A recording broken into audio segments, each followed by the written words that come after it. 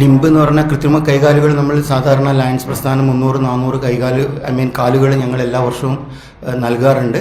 ഇത് അതിൽ നിന്ന് കുറച്ച് വ്യത്യസ്തമാണ്. കാരണം എന്താ വെച്ച് കഴിഞ്ഞാൽ ആർട്ടിഫിഷ്യൽ ലിംബ് ക്യാമ്പ് ഒരു പ്രാവശ്യം വന്ന് അളവെടുത്ത് കഴിഞ്ഞാൽ ആ കൃത്രിമ കാല് വെച്ച് കൊടുത്തു കഴിഞ്ഞാൽ പിന്നെ ഒരു വർഷം കഴിഞ്ഞാലേ എന്തെങ്കിലും അതിലൊരു മോഡിഫിക്കേഷൻസ് ഒക്കെ വരണ്ടു. ഓർത്തോട്ടിക് ഉപകരണം അങ്ങനെയല്ല. കാരണം എന്ന് വെച്ച് കഴിഞ്ഞാൽ എന്തെങ്കിലും അപകടം കൊണ്ടോ വീഴ്ച കൊണ്ടോ അല്ലെങ്കിൽ പാരാലിസിസ്, സ്ട്രോക്ക് പോലെയുള്ള അസുഖങ്ങൾ, സ്കോളിയോസിസ് അങ്ങനെയുള്ള അസുഖങ്ങൾ മൂലം അംഗവൈകല്യങ്ങൾ സംഭവിച്ചു കഴിഞ്ഞാൽ ഈ ഓർത്തോട്ടിക് ഉപകരണങ്ങൾ ഉപയോഗിച്ചാണ് അവർക്ക് അവരുടെ ചലനങ്ങൾ നമുക്ക് ശരിയാക്കി എടുക്കാൻ വേണ്ടി പറ്റുക. അത് ഒരു പ്രാവശ്യം അളവെടുത്ത് നമ്മൾ ആ ഒരു പ്രോസസ്സ് ചെയ്ത് കഴിഞ്ഞാൽ കുറച്ച് കഴിഞ്ഞാൽ ഒരു 3 മാസമോ 4 മാസമോ കഴിയുമ്പോഴേക്ക് ഇതിൽ ചെറിയ മാറ്റങ്ങൾ വരും. ആ ചലനശേഷിയൊക്കെ കുറച്ചൊക്കെ വീണ്ടും കിട്ടുകയും അപ്പോൾ അതിനു വേണ്ടിയുള്ള ചെറിയ അഡ്ജസ്റ്റ്മെൻറ്റുകളൊക്കെ വീണ്ടും നടത്തി ഇങ്ങനെ ഇതൊരു കണ്ടിന്യൂസ് പ്രോസസ്സാണ് ഈ ഓർത്തോട്ടിക് ഉപകരണങ്ങളുടേത്.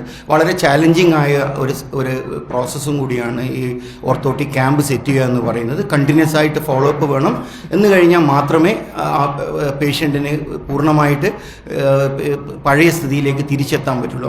അങ്ങനെ വെച്ച് നോക്കുമ്പോൾ ഞങ്ങൾ ലയൺസ് പ്രസ്ഥാനം ചെയ്യുന്ന വളരെ മികച്ച ഒരു സേവന പ്രവർത്തനമാണ്. അല്ലെങ്കിൽ അവർ ചിലപ്പോൾ ടോട്ടലി ബെഡ് റിഡൺ ആയിട്ടൊക്കെ പോകുന്ന ആൾക്കാരെയാണ് നമ്മൾ പഴയ ഇതിലേക്ക് റീഇൻസ്റ്റേറ്റ് ചെയ്ത് സ്ഥിതിയിലേക്ക് കൊണ്ടുവരാനുള്ള ഒരു ശ്രമത്തിൻ്റെ ഭാഗമായിട്ടാണ് 2018 ഓർത്തോട്ടിക് ക്യാമ്പ് ആരംഭിച്ചത്. ഇതിനകം തന്നെ ഞങ്ങൾ ഏകദേശം 600-700-ലധികം പേഷ്യൻസിനെ ഞങ്ങൾ അവരുടെ പഴയ സ്ഥിതിയിലേക്ക് പൂർണ്ണമായി എത്തിയെന്ന് പറയാൻ പറ്റുന്നില്ലെങ്കിലും കണ്ടിന്യൂസ് ആയിട്ട് അവരെ ഫോളോ അപ്പ് ചെയ്ത് അവർക്ക് വേണ്ടുന്ന സൗജന്യമായ സേവനം ഞങ്ങൾ എൻഷുർ ചെയ്യുന്നുണ്ട്.